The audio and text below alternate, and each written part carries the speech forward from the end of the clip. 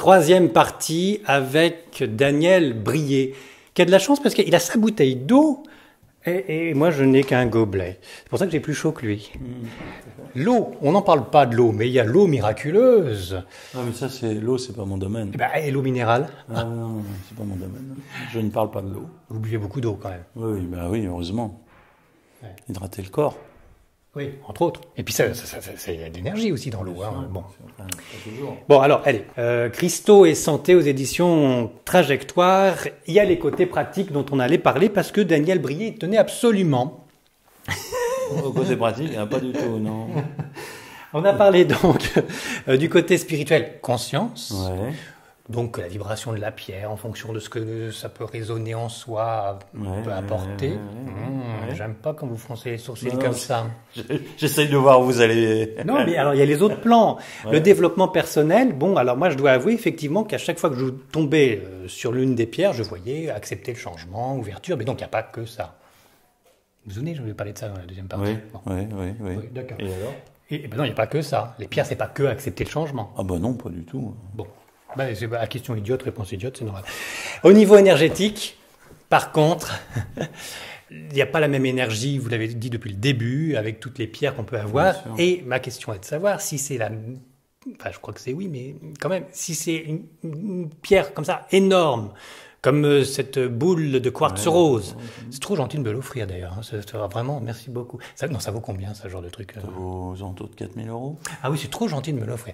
Bon, est-ce que ça a la même vibration? Alors, moléculairement parlant, je me doute que c'est pareil que un carré de quartz rose plus petit. Oui, bien sûr. Oui. Oui, c'est la même chose. Oui. Mais la forme, on parlait d'onde de forme, vous savez, avec les coquilles Saint-Jacques, ça rajoute. L'onde de forme, oui, rajoute quelque chose. Ouais. Bon, là, on est dans l'aspect des formes, hein, mais qui est autre chose. Vous faites souvent des galets, vous les prenez pas bruts. Oui, on fait des galets par, on va dire, souci d'utilisation pratique. Il est plus facile de tenir un galet dans la main, c'est plus agréable au toucher qu'un morceau de brut qui va être coupant, cassant, etc. Et vous parlez souvent du lapis lazuli. Ah bon? Oui. Plus que les autres? Non, mais vous parlez souvent du lapis lazuli. Ça va être mon lien avec l'Égypte, ça. Hein. Vous savez que le lapis lazuli était la pierre sacrée égyptienne. Oui. Et donc, qu'on retrouve d'ailleurs dans tous les temples, hein, puisque on la broyait, elle servait à peindre la couleur indigo dans les fresques. Ils en avaient plus là qu'en Thaïlande. Hein. Ça, c'est clair. Et donc, d'ailleurs, elle tient toujours, cette couleur indigo dans les temples égyptiens. Donc, c'est peut-être simplement ce lien-là. Pour ça que je parle souvent du lapis. Il faut dire aussi que c'est une pierre qui est très appréciée des gens. C'est une semi-pierre précieuse même? Non. Elle est chère en tout cas. Ouais, elle est chère. Enfin, guère plus que d'autres. Hein, guère plus voilà une précision qui était importante. Dites, toutes ces pierres, est-ce qu'elles s'annulent pas l'une l'autre? Est-ce que c'est bon d'avoir une armoire avec plein de pierres différentes? Écoutez, nous on vit notre quotidien professionnel au milieu d'un stock qui doit faire 6-7 tonnes de pierres de toutes sortes. Ça vous fait pas de mauvaise énergie? Ah ben non, on est très bien, hein, je peux vous dire que... Ça ne peut pas donner mal à la tête aussi? J'ai quelqu'un qui... Oui. Si, quand vous n'êtes pas habitué, vous avez des gens qui ne supportent pas de demeurer dans l'entrepôt. Et moi je me rappelle quand j'ai commencé à m'intéresser aux pierres sur un plan énergétique, quand je rentrais dans un magasin de minéraux, je ressortais au bout d'un quart d'heure avec un mal de tête. C'est-à-dire, mon corps n'était pas habitué à ces fréquences-là et je supportais pas. On s'acclimate en fait, on s'apprivoise. C'est-à-dire que si on a mal à la tête, c'est louche, c'était que justement... Non, c'est que le corps est remué en quelque sorte par toutes ces fréquences et ça se traduit effectivement par un mal de tête. Mais c'est positif. Bien sûr. Parce que c'est remué dans le bon sens. Oui, bien sûr. Bon, il y a quand même des pierres qui sont négatives. On ne peut pas dire que tout est magnifique dans le meilleur des mondes. Oui, il y a des pierres... enfin, des pierres négatives, j'aime pas beaucoup le mot. Il y a des pierres qui sont pas compatibles avec la vie humaine. Je pense par exemple au granit. Allons bon, ami breton. Et oui, le granit, on sait que le granit est radioactif à très faible niveau. Mais ça dégage du radon. Et je peux vous dire que les gens qui habitent des maisons en granit en Bretagne sur plusieurs générations, sont pas en bon état. Hein, comment ça, les maisons ou les gens en santé, les gens sont pas en bon état. Aussi, du côté de Limoges aussi, c'est joyeux. Mais oui, là, tout à fait. Non, il faut le savoir. Hein, alors, à Balgranit non, mais bon, il faut savoir que c'est pas un matériau facile et que c'est un matériau en plus qui mémorise énormément les choses. Il y a beaucoup de particules de quartz dans le granit. Donc mais ça peut être sympa aussi de mémoriser les bonnes choses, le soleil. Oui, et les mauvaises. Et comment vous nettoyez une maison en granit avec de l'Ajax ammoniaqué. De ces mémoires de conflits émotionnels, etc. Ah oui, mais ça c'est un peu compliqué. Hein. Ah oui. Mettre la maison dans une bassine d'eau pour la dégager de ces pollutions. Si on met du sel partout. Mais il faut une grosse bassine. Hein. Je vous titille, mais oui, dans le livre, il y a un chapitre sur la pollution électromagnétique et qu'on peut retrouver dans une maison, de l'eau morte qui stagne, etc. Ça. Vous êtes un peu sourcier, j'ai bien dit sourcier. Non, du tout. Une case en moins. Mais comment vous avez découvert ce côté énergétique partout? Vous savez, quand vous quittez votre mental, oui. Bon, je sais que vous avez du mal à comprendre ça, mais c'est normal. Hein. Quand vous quittez votre mental, vous allez en fait développer un autre champ d'investigation qui repose essentiellement sur vos sensations, sur votre ressenti. Et partant de là, vous allez développer des qualités d'observation toutes différentes de celles que vous avez actuellement. Et ça vous permet de comprendre beaucoup de choses. D'accord, mais ça s'appelle comment ça, alors ? Ça s'appelle de l'intuition. Ça s'appelle pas de l'imagination. Ah, c'est quoi l'imagination ? On peut se créer tout ce qu'on veut. Oui. Alors, est-ce que l'imagination, ça serait pas la vision d'autres plans de réalité que le vôtre ? D'accord, mais c'est aussi prendre ses désirs pour des réalités. Oui, ça peut l'être. Ça vous gêne pas, ça ? Non, pas du tout. Peut-être quand même être un petit peu cartésien. Bon, oui, vous pouvez choisir de l'être. Et dans ces cas-là, on retombe dans le mental. Voilà. Oui, vous faites le raisonnement à ma place. Mais, sympa le gars. C'est sympa. Sympa. Ouais, c'est cool. On continue dans le côté pratique pour les méfiances qu'on peut avoir avec certaines pierres quand même, pour pas faire n'importe quoi. Vous le disiez vous-même. C'est un gros marché. La baignoire d'élixir, oui. Alors, il y a des arnaques dans les minéraux. Il y en a à peu près une tous les 10 ans, notoire. La dernière en date, c'est une pierre, la pierre miracle. Oh, ça commence bien pourtant. C'est bien. Donc, en plus, vous voyez, chez Cato, c'est pas mal la pierre miracle. La pierre miracle qui fait tout, qui redonne la vie, qui guérit tout, qui annule absolument toutes les pollutions de tout ordre, notamment sur le plan électromagnétique, etc. On a soi-disant tapissé la cathédrale de Saint-Pétersbourg au XVIe siècle avec ce minéral pour lui donner une vibration, etc. La shungite. La shungite. Ou shungite, comme vous voulez. Ah oui, j'en ai vu en vente dans des boutiques. C'est noir. C'est noir. C'est l'huile charbonneux, non ? C'est un charbon qui n'a pas fini sa formation. En plus. Charbon au rabais. Alors, il y a une énorme arnaque là-dessus. C'est une très très grosse histoire d'argent. C'est une pierre qui vient de Russie. Dans une mine, une carrière.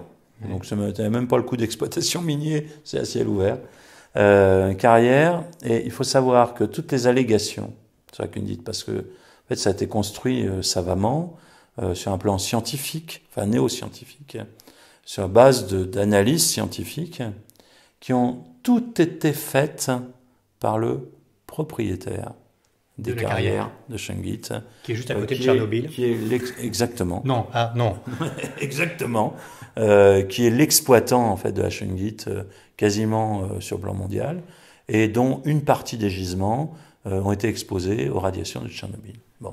Oui, qui n'est pas à côté non plus. Enfin, il y a eu le nuage qui est passé. Il y a la radioactivité de Tchernobyl. Et donc la pierre est radioactive ? Tout à fait. Vous l'avez testé, vous avez vu ? Tout à fait. Pas moi, des gens compétents. Et on vend ça ? On vend ça. Bon, alors pas de shungite, c'est ce genre de charbon noir, pierre miraculeuse. Et ça, il faut savoir que c'est ce qui d'ailleurs m'a amené à concrétiser l'association Cristal et Conscience. C'est ce type de dérive. Moi, je pars du principe que les choses, tout est juste. Donc, si quelque chose va pas, il va y avoir une espèce d'autorégulation du marché ou du public. Dans combien de temps ? Qui va faire que, voilà. Et quand j'ai vu commencer à arriver à moi, au bout de 2 ans de cette commercialisation de cette pierre, des gens qui étaient malades, Je me suis dit, là, ça va plus. Il faut en parler, il faut le dire. Et donc j'étais un des premiers à le dire. Je suis pas le seul, hein, puisque des gens comme Michel Donia, etc. ont Et le service encore sanitaire, corroboré. les ministres là, de la Santé, ils n'en parlent pas? Tout le monde s'en fout. Il n'y a pas de réglementation sur les pierres. Il n'y a pas de réglementation. Ah, c'est pour ça que ça marche pour tout le monde, alors. Bien sûr, bien sûr. Donc, il y a un côté danger quand même, faut pas se faire avoir. Il y a un côté danger dans des choses qui sont... D'accord. Je manipulées. trouve une pierre super belle. Ouais. Et ça se trouve, je prends un truc radioactif, alors. Je peux me tromper, moi. Ah ouais, si vous êtes beaucoup dans le mental, vous allez vous tromper. Mais non, mais même les champignons, ça peut être super beau, avec plein de pustules, c'est peut-être joli, et puis si on le mange, on... Vous empoisonnez. Voilà. Ouais. Qui se fier? Personne. Finalement, je sais pas, mais est-ce que je ferais pas mieux d'avoir la croix du Christ autour du cou, et puis au moins, comme ça, c'est pas Vous vous radioactif, fiez hein. au Christ, vous. Ah oui. Ah bah pas moi. Ah, alors pourquoi?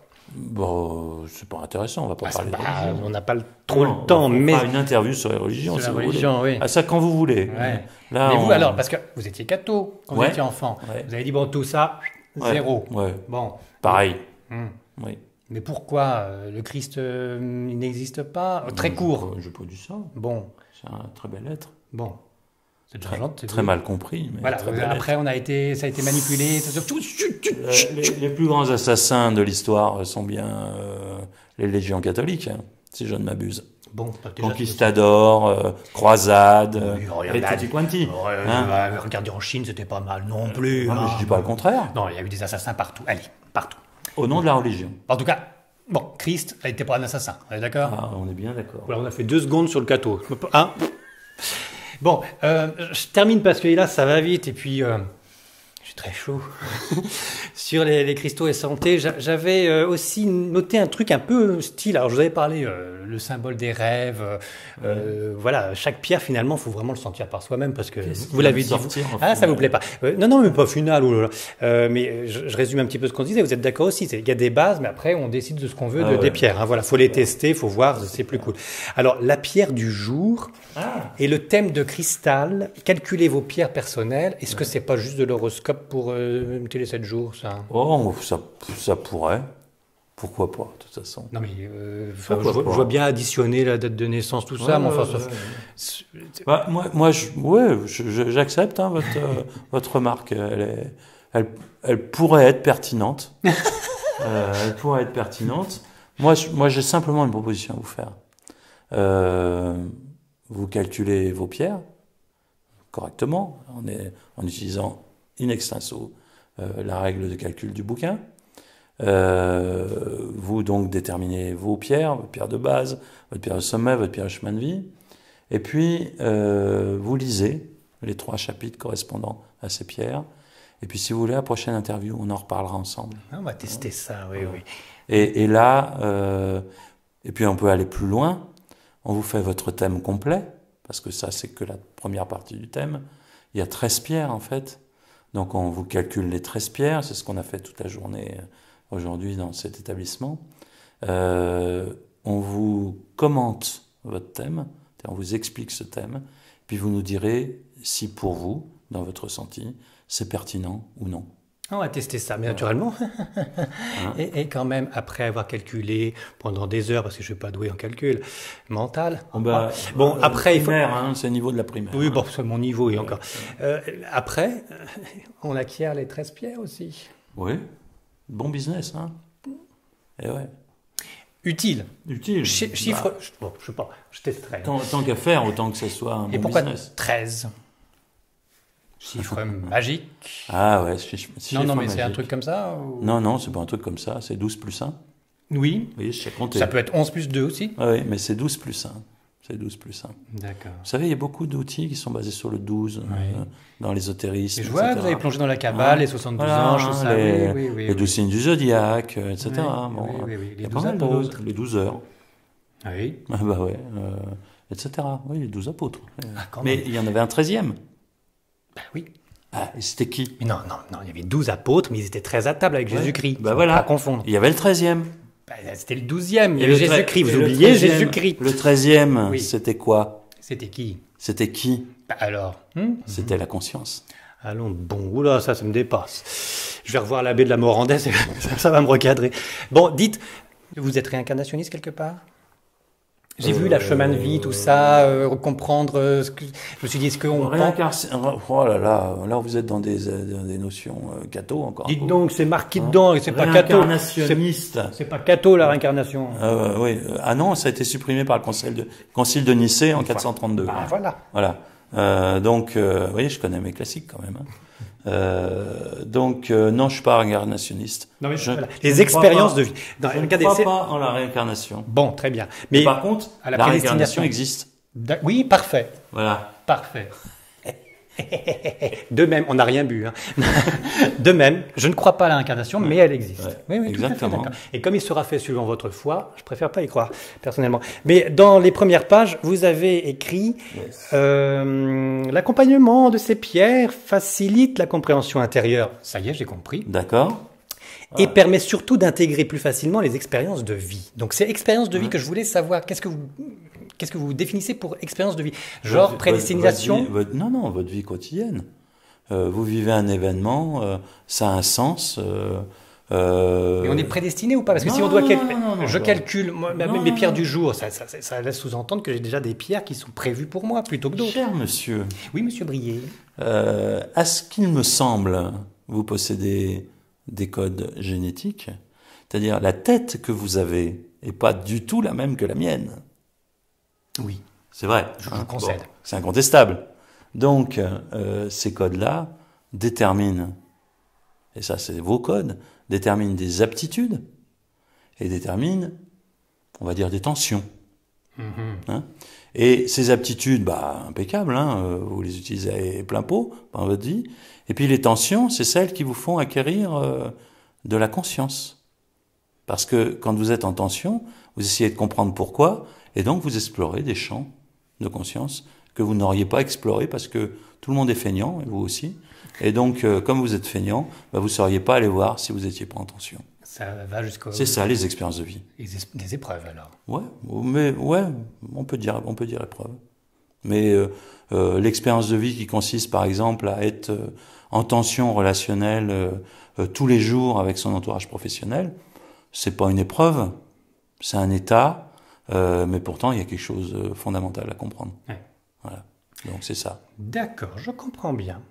Pas de prédestination, on est maître de soi. Ah, tout à fait. Et dans la limite de ces codes. Dans la limite des places disponibles. Bien. S'il y a quelques conseils à donner pour tout le monde, hein. Vous avez marqué dans le bouquin panacée universelle, ça se dit pas, c'est sous la panacée ou forcément universelle. Bon, mais voilà, est-ce que pour tout le monde, on peut donner... Oui. Ah. Et qu'est-ce qu'on conseille à tout le monde? Une seule. Quartz rose. Amour inconditionnel. À 4 000 € la boule, la facette magnifique. Non mais... Bon, sérieux? Oui. Sérieux. Et pour un grand échalas comme moi, t'as 75 kilos... 200 grammes. 200 grammes, ça suffit, monsieur? Ouais, 200 grammes de quartz rose, c'est bon. Si vous en reste, vous l'emballez, c'est bon? Exactement. On vous fera un prix de roue. Donc ça, pour tout le monde, du quartz rose, c'est bon. Oui, bien sûr. Ouais. Bien sûr. Et la pire... il n'y en a pas. J'ai discuté avec Sylvie Simon. Bon, on peut retrouver l'entretien. Elle disait que l'aluminium, c'était une catastrophe. Mais c'est pas une pierre. Oui. C'est un métal. Eh ben tiens, dites donc, j'avais pas fait la différence alors. Métal, les quartz, alors c'est des... Non, c'est des pierres. C'est des pierres. Les cristaux, c'est des pierres. Et les métaux, c'est quoi alors? Les métaux, c'est un minéral. Et on se soigne aussi avec des minéraux quand même. À petite dose. Voilà. Oui. Très petite dose. Dose homéopathique. C'est beaucoup plus dense, c'est ça? C'est plus nocif que les minéraux, que les pierres. Que les pierres? Bien sûr. C'est peut-être bon aussi d'avoir... Ouais, mais enfin, si vous injectez dans le corps une quantité de soufre trop importante, vous allez en mourir. Pareil avec l'aluminium, pareil avec le zinc, pareil avec le calcium, pareil avec le potassium, etc. De tout un peu. Bien sûr. Bien sûr. Et pas beaucoup de plomb quand même, tant qu'à faire. Jamais. Et d'aluminium, donc pour terminer avec Sylvie Simon, le mercure encore moins, il n'y a qu'à prendre du poisson. Hein. Ou des plombages dentaires. Eh oui, des amalgames des dentistes. Pour terminer avec Sylvie Simon, qui est manifestement une amie à vous, je la connais pas. Hein. Ah, vous devriez, elle est magnifique. Il n'y a qu'à écouter l'entretien qui est juste en dessous en lien. D'accord, je vais y aller voir. Merci beaucoup. Elle précisait qu'il y avait pas mal de vaccins qui avaient été faits avec un petit peu de base d'aluminium, mais que la sclérose en plaques et autres maladies... Je suis tout à fait d'accord avec ça. Honte, quelle honte. Donc là, la pierre la plus bénéfique, on résume, c'est le quartz rose. On est d'accord. Bon, super. Et la plus négative, en cristaux pierre, hein, donc pas métaux. Aucune. Pop, pop, pop. Aucune. Aucune. Et personnellement, qu'est-ce que je devrais prendre en plus du quartz rose? Vous me connaissez maintenant, vous avez vu, je suis calme, détendu. Une labradorite. Ça calmera votre mental. C'est très beau la labradorite, il faut la mettre dans l'eau. Oui, ça prend plein de couleurs. Et l'irisation de ces couleurs-là arrête la pollution mentale. Ah ouais. Et là, il faut que j'ai 200 grammes de labradorite. Là, à mon avis, il faut plus lourd. Hein. C'est le cas est quand même grave. Et j'avais vu que le jaspe, le jade. Le jade, Le jade est radioactif aussi? Ah non, pas du tout. Dans mon bouquin? Non, pas dans le vôtre. Le jade contient de l'amiante. Ah, j'en sais rien. Ah oui, et il peut y avoir de la... Alors, si on casse le jade, si on le casse, on peut avoir de la poussière d'amiante. Il faut se lever de bonne heure pour casser un jade. Hein. C'est une des pierres les plus dures qui existent. Bon, et puis, il faut tomber sur un jade véritable, et pas une copie chinoise. Tout à fait. Bon, mais vous voyez, s'il y a un peu d'amiante, il y a peut-être un peu d'amiante dans la labradorite. J'en sais rien. Je sais pas. Et elle tombe, elle casse, ça peut être embêtant de la poussière de labradorite, non? Pas plus que votre tube néon. Hein. C'est pas le mien. Je remercie la personne qui nous a accueillis si magnifiquement ici. Je vous remercie, Daniel Brier. J'ai bien bronzé grâce à vous. Quand vous voulez. Hein. Ah ben alors, mais réciproquement. On peut échanger des sonars respectifs, il n'y a pas de souci. Oui, bah, ça va bien. Là. Et puis, on se tient au courant pour la suite, je vais calculer. Il n'y a pas de problème. Oui, et puis ça serait intéressant quand même que vous, en toute sincérité et hors mental, que vous témoigniez auprès de vos auditeurs votre ressenti par rapport au thème de cristal. Les gars, quand on vous leur expliqué. Je le fais. Le temps que ce soit diffusé, vous n'avez qu'à regarder en bas, vous cliquez, il y a déjà marqué dans plus d'infos mon compte-rendu écrit cette fois-ci sur cette expérience avec les 13 pierres qu'on découvre avec calcul. Merci beaucoup. Ah bah, c'est moi qui le disais, dites donc. Merci, à très bientôt, Daniel Brier. Merci, au revoir.